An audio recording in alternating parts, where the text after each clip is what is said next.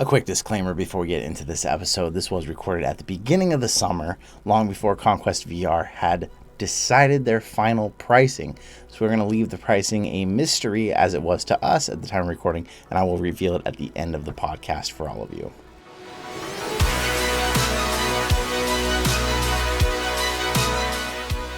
Welcome to VR Tech Talk on the Full Dive Gaming Podcast. In VR Tech Talk, we sit down with VR hardware producers, accessory designers, and more to discuss their newest creation. This week, we're sitting down with Raghu Bathina, Conquest VR's CEO. Raghu, thank you so much for coming on. Hey guys, hey Jay, hey Nat. Happy to be here. Looking forward to telling you more about what we do at Conquest VR. That's really awesome. I'm looking forward to hearing it too, and thank you once again. While we're saying thanks, of course, we need to thank our sponsor of the podcast, Asterion Products, if you don't know them. Also a VR accessory maker. They make beautiful VR headset stands called the Aura. If you check them out on Amazon, make sure you use our code FULLDIVE10 to get yourself another 10% off on their products. Thank you again for coming on. You've shared with us some details about your upcoming VR audio solution. For listeners who have never heard, can you summarize your product? Sure, yes. So at Conquest VR, what we make are audio solutions to make virtual reality experiences more immersive. So specifically, our first product is headphones designed specifically for virtual reality hardware. These are headphones that add on to existing VR headsets, such as the Oculus Quest 2, the first Quest, Pico Neo 3, and several other VR headsets. And by adding our headphones to these headsets, the end user gets a much more immersive, complete experience of whatever experience they may be currently in. That's awesome to hear, because if those of you out there who listen to the podcast, or those of you who follow my channel, you know that I think the Quest 2 audio that it comes with is just, it's not sufficient to really draw you into a game. It doesn't get loud enough. The bass just is not there. So I'm curious, was it the Quest 2 that led you to this, or is audio something that you've been passionate about? What kind of brought you here? So as a team, we've always been passionate about audio. So our background is doing VR experiences. We've been doing this for about 4 years. We have a separate software group that does experiences. And, to see the headphones drop off on the Quest 1 was a bit of a disappointment from the original Rift. And then they continued the same path with the Quest 2. And that's when we said, okay, we got to do something about this. And we were already kind of brainstorming and said, okay, if we can design the ultimate headphones to solve this problem, what would they be? Because, as so many, George Lucas and others have said, the audio is half the experience. So it wasn't there. So that's kind of what inspired us, really. Although the audio is sufficient, it's okay. It just wasn't giving the full immersive experience. And we wanted to kind of address that. Right. That's awesome. And I know that I have been a bit disappointed with the audio in the Quest, especially coming from the first headset that we were in was the PSVR that has excellent audio and great stereo audio. So I'm really glad that you guys are working on this. Great. Another question for you. What sets your audio solution apart from others that we've seen? Yes. So as you know, we'll use the Quest as an example. And when I say Quest, I'm referring to Quest 2 or the original Quest. The audio comes out of really small little transducers that are built into the audio, the head strap. And they're about 2 inches away from the ear. So that in itself, you lose quite a bit of the bass. Plus, you allow a lot of outside sound to come in because your ears are not protected. So that has its issues, and we've already kind of accepted that. Because it's subpar, I think that's why Meta has provided the headphone jack, right? The 3.5 jack, so you can add something else to it. So you can add earbuds, you can add over-the-ear headphones, etc. So we saw those solutions, and we felt that there was something lacking in the sense, in a couple different ways. One is they weren't integrated in the sense that there's still like an additional something you're putting on every time, and it's a very clunky kind of experience. I've tried to play games with over the ear headphones, and inevitably it slips, especially if you start sweating. And then when you're taking it off, it becomes like this puzzle of what to take off first, which plug to unplug. And so we felt that we can do better. And so we've come up with a solution which is integrated. So it actually clamps on to the side of the VR headset. I think that's a big differentiator. We spent a lot of effort on the mechanical design so that it fits gracefully on any ear, head, shape, size. And then, frankly, the electronics and the driver itself are designed specifically for immersive audio. And it's just an amazing uplift in the experience. Yes. Awesome. That's interesting because you mentioned a few things here that I kind of want to talk about. The Quest 2, I've tried a lot of audio solutions. I'm not an audiophile personally, but I do appreciate at least what I think seems to be like good audio from my untrained ear. And in testing different headphones and different speakers, it seems almost as if the Quest 2 3.5 jack doesn't output enough power to push big drivers, or something just seems off, because I try like my headphones that I use in normal gaming and I put them on my Quest and they just don't sound nearly as good. Is that something you can enlighten me at all, that in your testing, does the Quest 2 have an issue with power, or is this just the headphones I've used? Yeah, I think the Quest 2 is the 3.5 jack and digital to audio converter that's inside the headset. I'd say it's kind of middle of the road. There's nothing really wrong with it, but but you're right. Yeah, the output necessarily isn't high enough. Maybe you have a better experience just with your mobile phone, right? Maybe that sounds better. But what we did specifically to address that issue, what you can do is the efficiency of the driver can determine how loud it's going to sound. And the driver is basically the speaker that's inside the ear cans. So we specifically have designed a very highly efficient driver. In fact, when you use our headphones, we recommend that you start at half volume, um, because it can get really loud. I mean, you can actually hurt your ears. And that may sound exciting because you haven't had that experience where it's Yeah. so loud enough. But like, man, like Synth Rider or some of these boom, boom, boom games, it can get really loud. Or yeah, yeah. So That's yes, it's the great to efficiency hear. of the driver. It's the efficiency of the driver. It's the thickness of the diaphragm that's on the speaker that determines how much power you need to drive it and move it. And ours is a very very delicate, highly efficient driver that delivers a lot of sound. Yeah, yeah. That makes Great. sense. And that sounds like that would really do it, because I've had bigger drivers off ear speakers and then you can just tell something isn't moving fast enough or strong enough to put out the kind of bass you're looking for. So that excites me about the solution.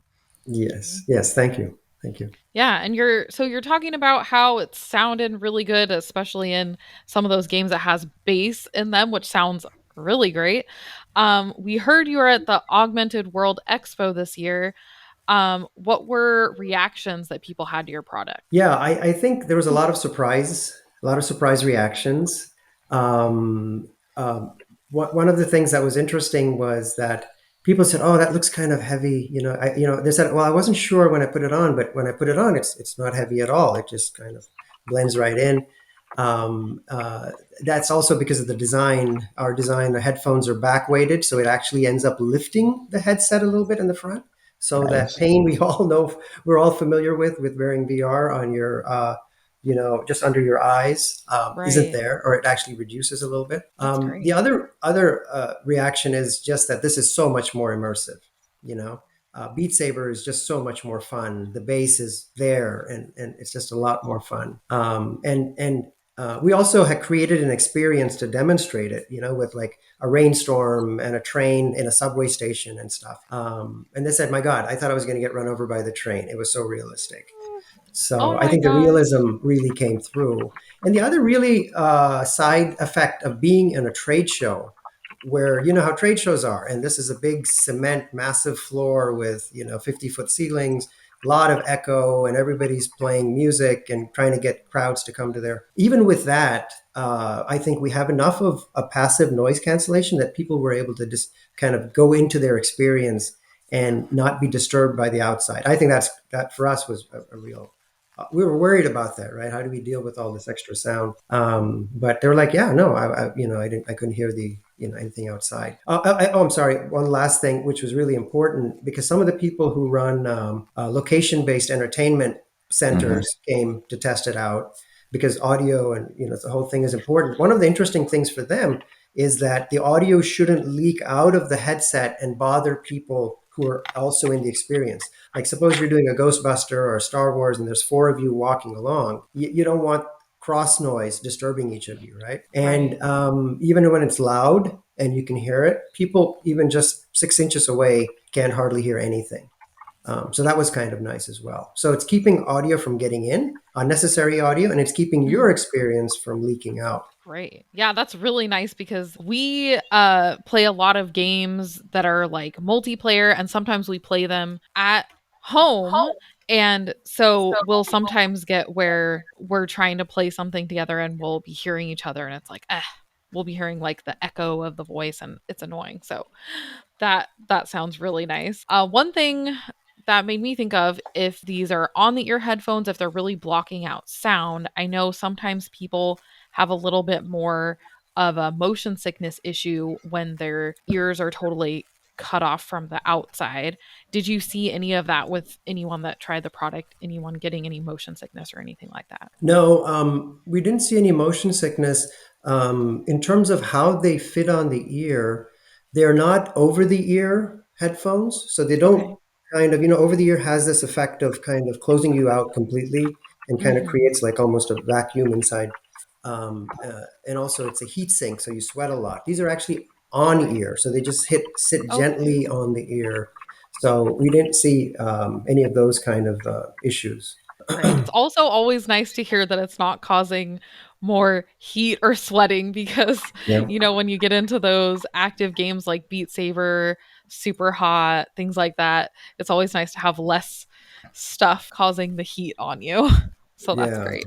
Yeah, the ears are a heat sink. That's kind of where a lot of heat disappears. And that's why Mm, when people get angry or they're running, their ears heat up, they're red. It's just a natural biological mhm. way, a system. And if you cover it up with over the ear headphones, and you're active, when you're just listening to music, it's great. But if you're actively running or playing table tennis or whatever you're going to be doing in VR, it gets pretty nasty pretty fast. So we Mhm. specifically avoided that in two ways. One is by making them on ear. Also, we have this technology called audio adapt, which means that they actually don't have to press hard on your ear. See, another complaint that we heard about is if you have on ear headphones, they actually press your pinna down to your skull. And after about 15 minutes, it starts to hurt, right? And then you're like, oh man, I got to take these off. So here we actually just sit just gently on the ear.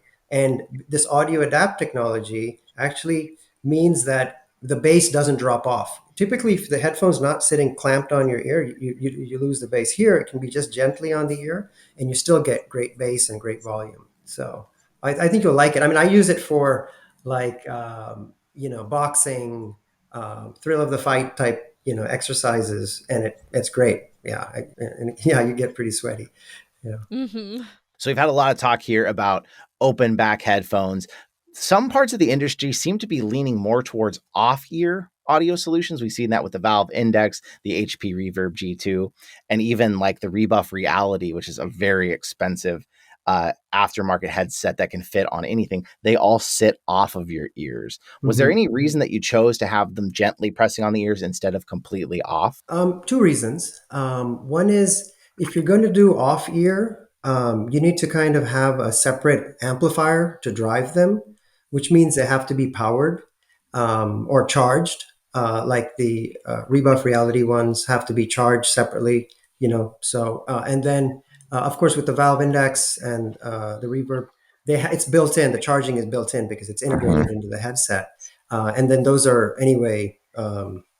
Tethered, right? They're tethered headsets. But yeah, we wanted to avoid that. We wanted to avoid the user having to do one more thing.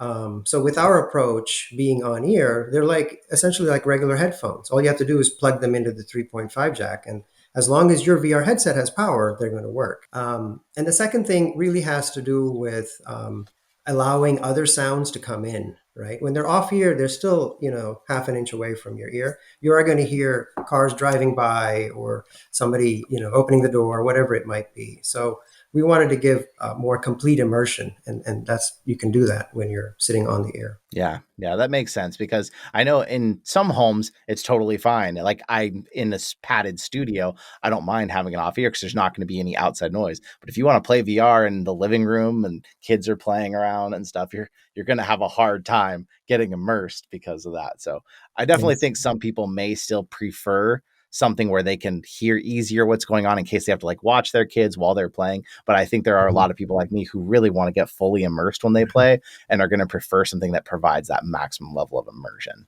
So one comment on that.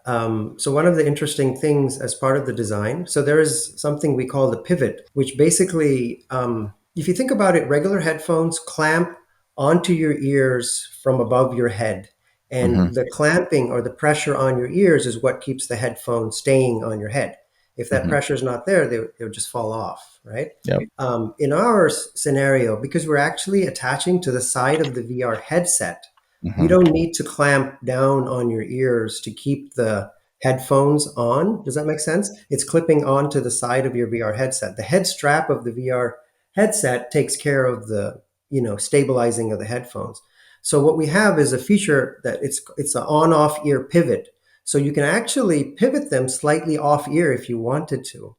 If you Mm. really wanted to make sure and hear a baby crying or somebody nearby, or your pet or whatever it might be, you can actually pivot a little bit off ear. I'm not saying it's as good as an off ear. I'm just saying in terms of a use case, you could take it half an inch or a quarter inch off your ear, and it'll hold in that location because it doesn't need to clamp down. Yeah. Okay, that makes sense. There's other headphones currently that there's some ability kind of so people are familiar with that idea. Obviously, if you put them way off, you might lose some of the sound quality, but I like Yes. that you have that. We have a picture here that you sent us. So something I want to bring up that is a slight concern for me personally. I Yes. see where it hooks onto the Quest, and for Yes. me, I use a head strap that kind of takes that same spot up because it's a halo strap that it hooks on. Yes. Is Have you tested it with halo straps? How did it do? We've tested it with Halo straps. We've tested it with the Kiwi strap. Who Mhm. makes the Halo strap that you use? Is Bobo VR makes one, but I Global mean, V. there's tons of them. Yeah. There's tons of them, right? Yeah. The beauty of it is, maybe the ultimate example is this also works with the Rift S. Okay. If you know the Rift S, it's got a big halo on top, right? You Mhm. can't clamp anything. So we actually clamp on to the back part. If you know, there's like a really thin, there's like a Yeah. little part that the thin part, right? That's Yep. right behind your head.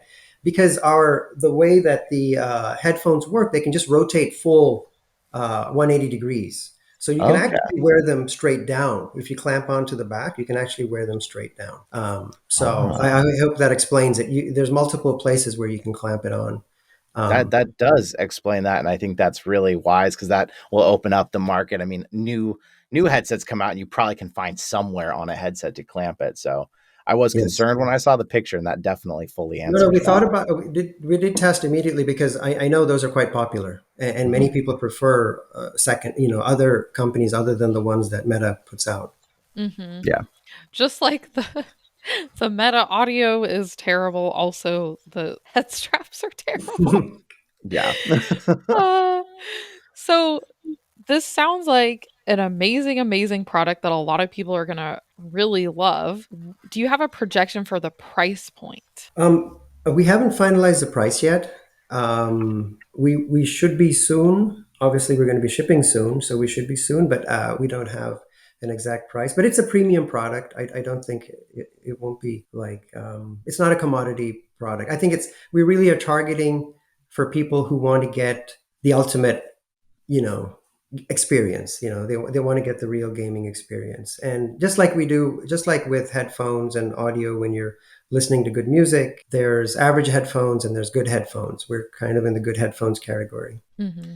Makes sense. As someone who's bought many sets of headphones, I hear that and it kind of gets me a little concerned because I know the headphones can be very cheap and they can be wildly expensive. Do you think this will at least be less than $100? Can you tell us that, or It'll be is more it than $100. It'll be more okay? than Okay. Okay. $100. Yeah. Yeah. That doesn't surprise me. I know that like the Rebuff Reality, I think they're like 160. So I think as long as you come in under their price, then it definitely will make sense more, because they're kind of known as like if you want the really good ones, but it's a really really intense price for a lot of people who paid $300 for their headset. But I'm glad Right. to hear Right. that you're keeping that in mind too. With you've already got 4 patents pending on this, and you're talking about potentially a late July release. Do you think you're on track for that this summer? Do you think it's going to be further out or sooner? It'll be this summer. Even the ones we showed in at AWE are from the factory. They're pre-production units coming straight off the floor. So yeah, we it will be this summer. Yes. Have you had any issues, or do you think you'll have any issues with production with all these production delays and things like that we've been having post COVID? We've been fairly blessed so far. I think there could be potential issues with shipping, but we're trying to figure out how to get around that. So the first, 1,000 units at least, we can probably fly them in. But so far, it hasn't really impacted us, at least in terms of our early samples. Yeah. Nice. And looking at the picture here, is there an RGB light on there somewhere? Oh, is that like the logo? Where the logo Yeah. is, like in the Yeah. this part over here? Mm-hmm. Yeah, so that's kind of a no. It's not an RGB light. It's basically a logo disc that is customizable.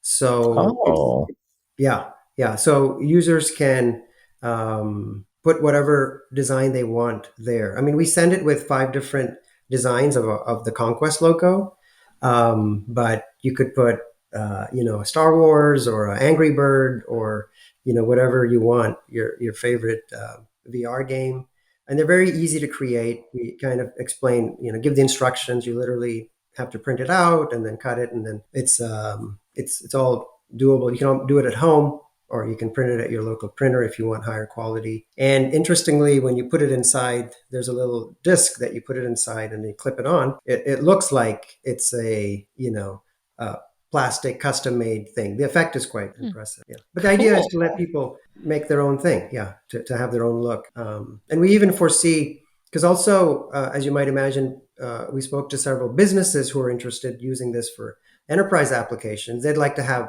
a company logo or the training company's logo, or whatever yeah. might be on there. Yeah, that makes sense. I think about already seeing that. I'm like, I'm wondering what the dimensions are so that I can get, the channel logo, get 2 of them and put Mm. them in each side. Exactly, Like that. exactly. Yeah, yeah, yeah, That's yeah, a yeah. unique idea, because I assumed from the picture it was going to be just your logo, but the fact that you're allowing people to kind of make it their own a little bit, I think that's really neat.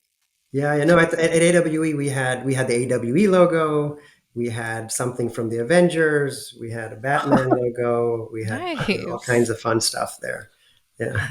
That's really fun. Something that strikes me whenever I'm dealing with anything I want to put on my headset is I want to make sure that I don't end up with a mess of cables. Is this going to come with some hooks or some clamps or something to kind of keep that cable really tidy? Yes, yes, yes. It comes with a couple Velcro straps, so you can strap it to the headset, VR headset itself.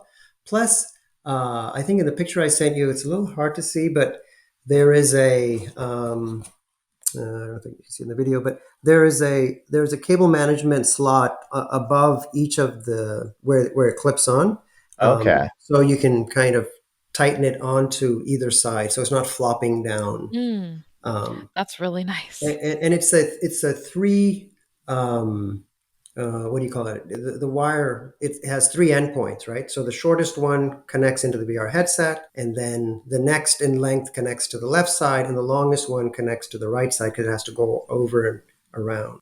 But we've had to give a little bit of room because people will be connecting it in different places depending Yep. on the kind of, so there's a little bit of freedom to it. But I think in our how-to section on our website, once it goes live, we will show creative ways in making it as less visible as possible, or less.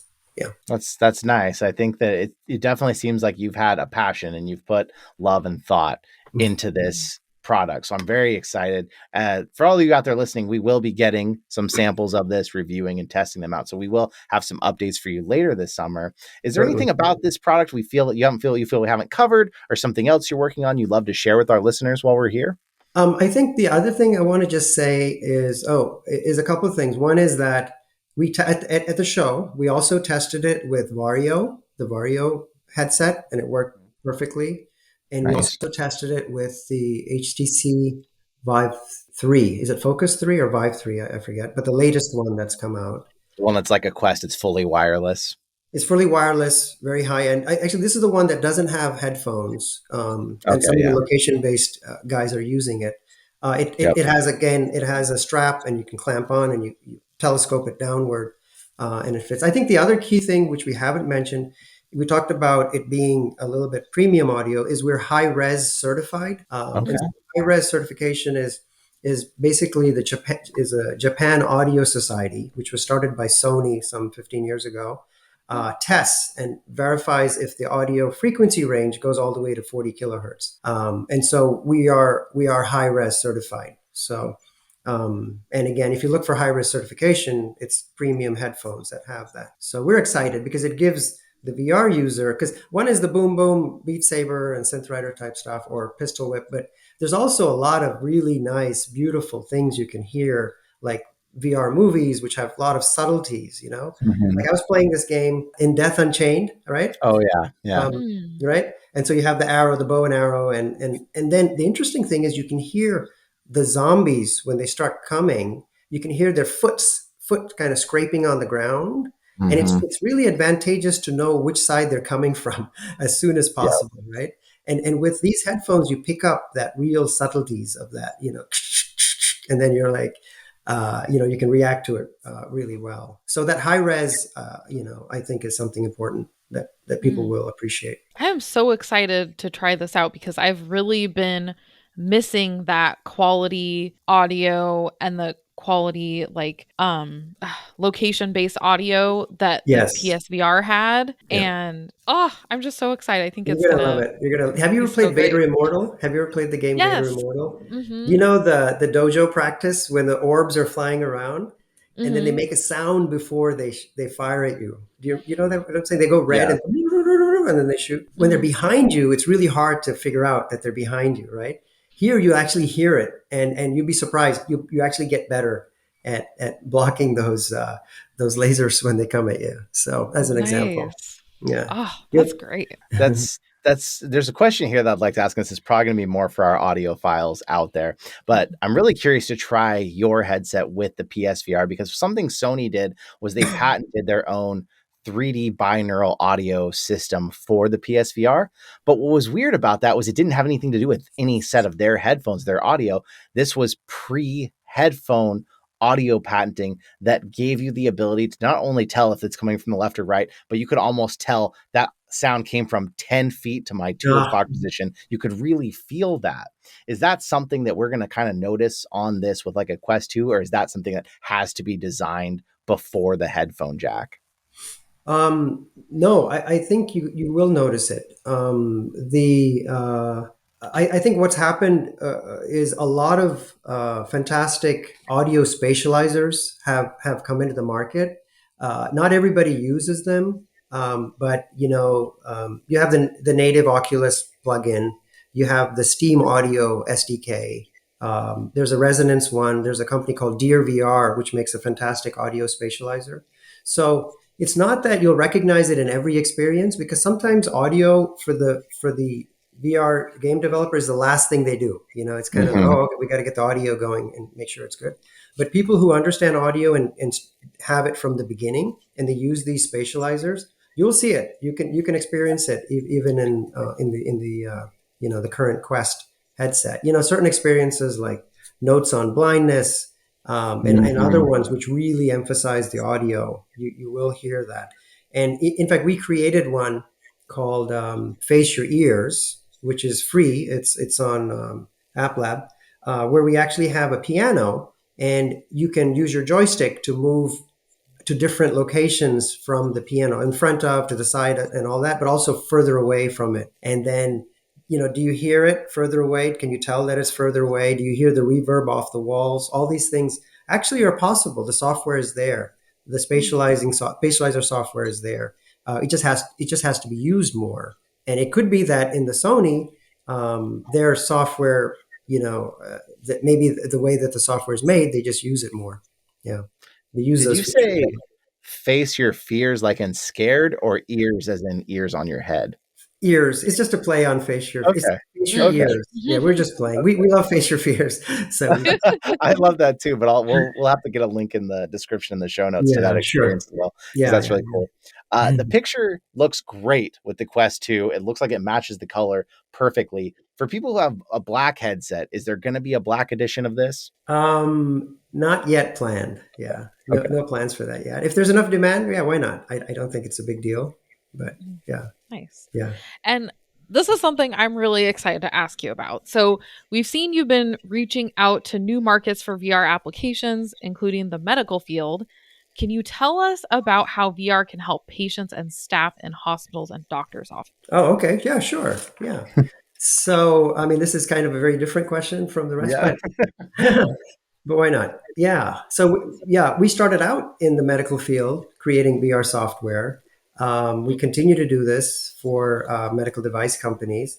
A couple of applications we've been involved with. One is helping patients deal with painful procedures, where, for example, if you're getting an angiogram done, you're on the cath table, and it's not only pain, but you're also very anxious Mm. because certain procedures they won't give you full anesthesia, so you're actually awake and you're hearing the Oof. doctors talking, and we can sense stress if the and you're like, oh man. So in that case, we actually did experiences where you're wearing a VR headset.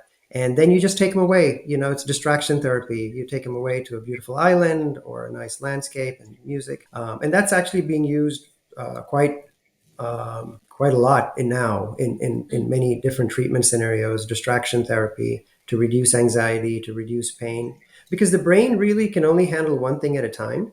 So if you take it away to a different place and you have that sense of presence, then the brain pretty much turns off what's happening in the real world, and it's an amazingly powerful tool that helps patients. The other thing that we've done in the past is helping people is with training, physician training on new medical devices and how they can be used. So we've done stuff with Medtronic. We're doing stuff with Boston Scientific as well to help physicians practice procedures, before they have to go and do it themselves in a real sense. Great. Yeah, we've been really interested to hear. I mean, we're focused more on the gaming side, but we always love to hear about VR being used, in Yeah. other fields as well. So that's really cool to hear about. There's a book called Mm, VRX by Brennan Spiegel. I'll send you the link to that. Maybe you can include it. Which is basically he's out of Cedar Sinai, and he studied 5,000 case studies on how VR is being used as a virtual therapy, and they have a virtual therapy institute at Cedar Sinai where people are getting treated using VR.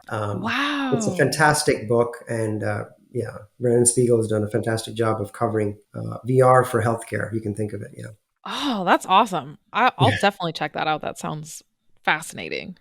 sure. Do you see your new audio solution being used with those medical field applications? I think it should be used with the medical field applications or any kind of enterprise training applications where you need to recreate the environment. Like in a medical scenario, if you're in the operation theater, you need to hear all the beeps and buzzes of Mm, equipment around you to make the training more immersive. I mean, we've had studios tell us that it's not about how loud it is, it's about how realistic it should be.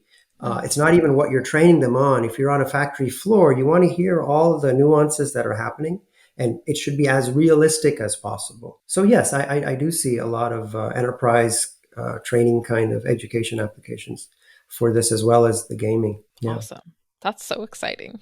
Thank you. I want to say that I really appreciate that you're not just here talking about an upcoming product you have. It seems that you have a passion and a lot of knowledge about the VR industry as a whole.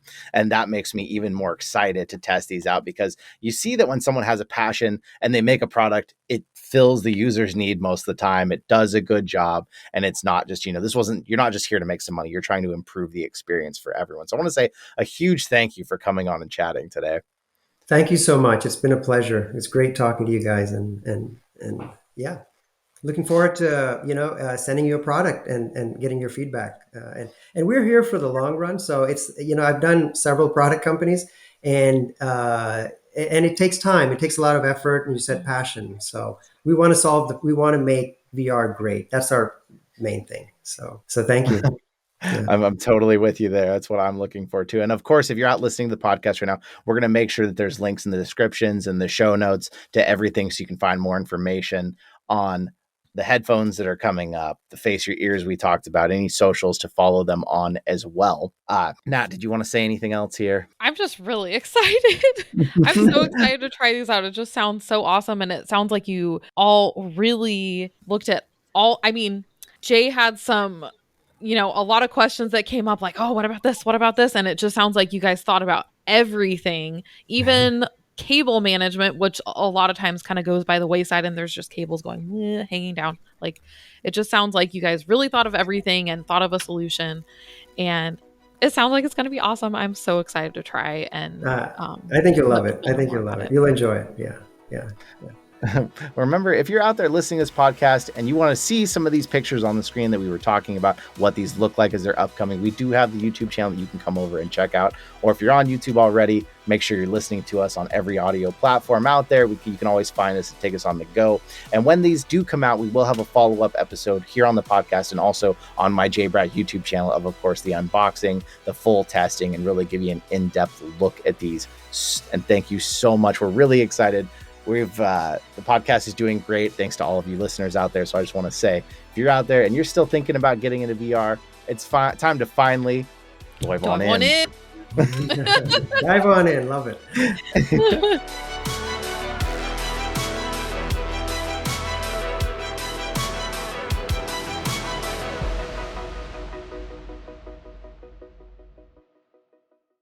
These headphones are launching with an introductory price $240, which is a lot. And then once that introductory price drops, it's supposed to go up to $280 for a set of these.